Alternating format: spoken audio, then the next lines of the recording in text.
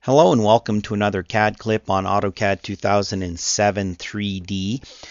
This is kind of a lab exercise kind of CAD clip, and all we're going to do in here is build this shift middle mouse button here, build this gear just from the basic geometry up, nothing too fancy, and use different visual styles and stuff like that. So nothing new here. We've been able to draw this type of object in AutoCAD 3D for some time. It's just that it's gotten a little easier and we've got some new tools, and it's just kind of a fun one to do.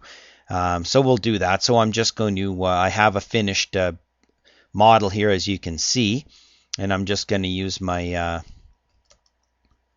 switch over to a 2D wireframe, and then I'm just going to recreate this over here on the side just to kind of show you some different things, and there's various ways we can do this, but I'm going to start by just drawing a line somewhere around here that might be the center line of my object. Okay, then I'm going to start by drawing a circle, and I'm a typer, so I'm just going to type. I'm going to check my O snaps here and make sure everything is on. And I'm going to draw a line from the intersection of here, a circle, and I'm going to just kind of approximate it up to about there somewhere.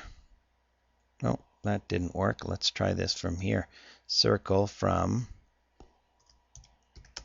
intersection of here up to about there, and then I'll zoom in here and I'll say, okay, I'm going to draw a line that goes from about, here, turn my ortho off, here, perpendicular to there. That needs to be a little bit bigger. Use my stretch, F8. Grip this, maybe move it over to there. Stretch this over here somewhere. Make sure my ortho's on everything. So that's kind of half of it. So I'm going to do a mirror that over to there. Not too bad.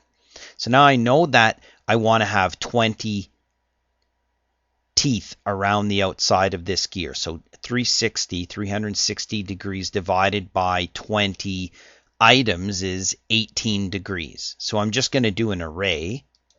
Okay, and I'm going to do a polar array. I'm going to select objects here. I'm going to say number of objects 20, total number of items to fill. Okay, have a look at that. Different variations. Rotate as they're copied. I'm going to select the base point as being the INT of here. Okay, do a preview. Preview looks pretty good, and I can accept it. Okay, now I'm going to do a trim. All these objects, enter, and I'm going to go and do a little bit of legwork. Not a big deal. And work our way around, and then we'll take all of these objects and we'll join them into a polyline, and then we'll extrude them out. Okay, so we can have a look at that. Okay, maybe draw another circle in. I'm going to use PE for polyline edit. Pick on here. My P-edit accept isn't on, so I'm going to say yes to do that. Turn it into one. J for join. Grab all these objects, enter, enter. Now I've got one polyline around the outside. Now I'm going to draw another circle from the intersection of here and out to about somewhere, doesn't matter, about there. Okay, then I can say O for offset and offset T for through, and say offset this one through here, and then the hole in the middle is around that big. Okay, maybe I don't like the size of that. I can click that, bring it down, doesn't matter. Adjust this at will. Okay, plug in your numbers. You can always double click it, go to your properties, have a look at what's going on over here, right? Okay, let's have a look at this in our isometric view. Shift, middle mouse button. Make sure everything's kind of sitting on the right level. Looks good. Back to my top view. Okay, now I'm going to go in and just draw my keyway. So I'm going to draw a line from here up to here, perpendicular, undo, perpendicular to there. Mirror that to there. Do a little trim. Got my keyway. And now I've decided that I want to make this a little bigger. Okay, now I can do this from my 3D view. Okay, circles can be extruded as is. Otherwise, you need to turn it into a polyline. So I'm going to use my PE for polyline edit, and I have a Lisp routine that does this all at once. Yes, join all of these items, enter. Now that's a polyline.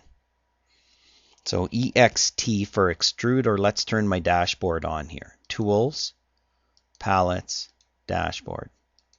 Dashboard over here. Now I might go in and say I want to hide some of these. Hide this one. Hide. Hide. Turn my auto hide off. You can also go in and see settings here, or you can right click, of course. And I'm going to hide that guy. So there's my 3D navigation. So I'm going to use my extrude tool over here. I could type it. I'm an old typer. Here, extrude, enter. And then make sure you drag in the right direction. A lot of times what happens now is people drag in the wrong direction and type in a number, and you don't realize because you're looking at the keyboard and your right hand or your mouse hand is moving. Okay, so this is a two-handed operation, what I'm doing here. Move with your mouse, drag in the direction, type in a number like 2. So that's 2 units up. Okay, go back to my extrude this, and I'm going to extrude that up by 3 units. Okay, I'm going to extrude this, enter, and you don't even have to pick a base point. I'm going to extrude that up by 2, extrude this, enter. You see, you don't have to pick a base point. You just drag in the direction, and I can give that I'm going to give that a height of 3. So I can go and look at my conceptual view, and that's really what I've got so far. So now what I need to do is take this part here and raise it up a little bit. There's a couple ways of doing this. So I'm going to go back to here, because you see how this one is? Okay, I need to take this circle, this one right here, and lift it up so when I remove it, it leaves the web in the middle. And then I remove this from here and I merge that to that. Okay, so let's go to our wireframe and let's just have a look at the front view of this. Okay, and then I'm going to mirror it and it'll create the second half. So all I'm going to do is I can say M for move. Now watch what happens. If I click here and it goes in that direction, I'm fine. If I can't drag in that direction, type in UCS and then V for view, and it'll turn your UCS to be pointed at this view. Sometimes you won't have it in your X and Y here will be grayed out. Okay, or you can use the 3D move command, which is right here, 3D move, pick this, enter, and then you can say pick a point here and drag somewhere, and it's called 3D move, but it really kind of moves in 2D. So any way I want to do it, I can bring that up and say, okay, well, that's where I want that to be. Go back to my view here, have a look at that, like that. So now what I'm going to do is I'm going to use my subtract from here, enter, okay, I might have to use my object cycling here. Let's switch to wireframe and see. So let's go subtract from here, enter this, enter. Okay, so that removed that. Okay, now I'm going to go back to here. It seems to be easier to select. Now I'm going to say subtract from the big one and this one, enter this, enter. Okay, that's going to create the whole. Okay, now if I want to keep this little guy here as an independent piece, let's see. I think that, in fact, yeah, that's all been joined into one now because I did that when I subtracted this from the other two. So now I have that. Okay, and now what I do is I'm going to go to wireframe and introduce a little slice command here. So then now that we've got that, we can go back to the front view and I can look at that. And just to demonstrate, we can go and use my slice command, which is under here. There's a fly out here. Slice. Okay. Slice this, enter. And now watch what I can do. I can just pick here. I'm not snapping to anything. Click, enter. And then guess what? I've sliced that bottom piece off. Okay. Now I can mirror this. Oh, that was a move. mirror this from here. Okay, then I can union them together. Okay, I can get rid of this line, and now I've got my object. And I can go back and do my different visual styles. Okay, and then I can add some materials, which is why this one looks so nice. So I can go to my tool palettes, hit my tool palettes button here. Okay, click on here, and I went down and I've selected the tool palette, all palettes, and I've got the metals. So I'm looking at metals right here. And then I can pick one of these.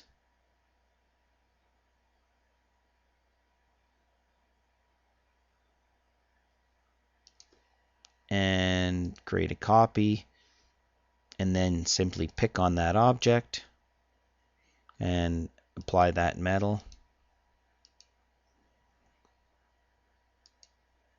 And there's other materials as well. We'll talk about materials a little bit later. Okay, erase the original, and there's our gear, and then shift middle mouse button, we can have a look at that. We can spin that around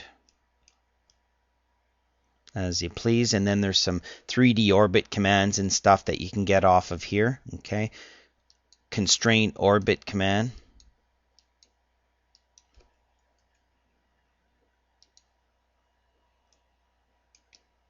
And there's some other ones as well. If there's a flyout, we've got the continuous orbit.